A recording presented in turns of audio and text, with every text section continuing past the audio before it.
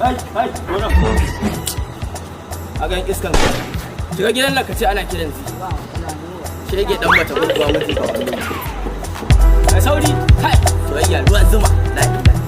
Zi baby, Zainab, zi. Kai.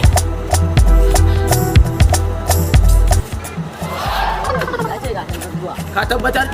To dai ka saboda ban da canji naira 5 ce. Zi baby, zi baby.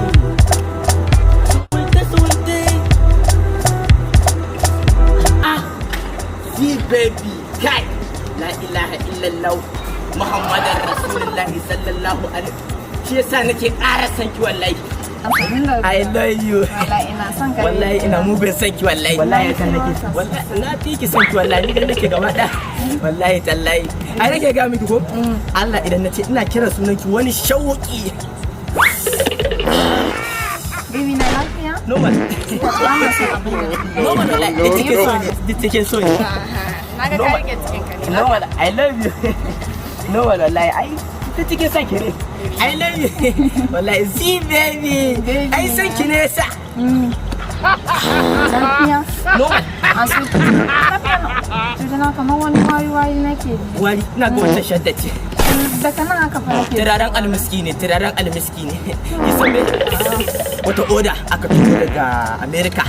Ko kuma zan karɓe ta a nan Gwagwalada. Unguwar Otoke, layin jihar na manubin Allah isa. Shi ne nake sauri jiyan zankar.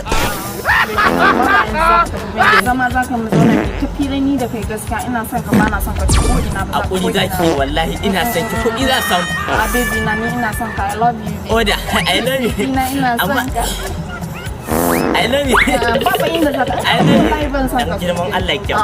Ni na fi son ka zauna mi ta fira in ka tafi ina son. I love you. Dan Allah sai ka rage hakuri. Wallahi I love you ina son wallahi. Ina son ki. No. I love you. I love you.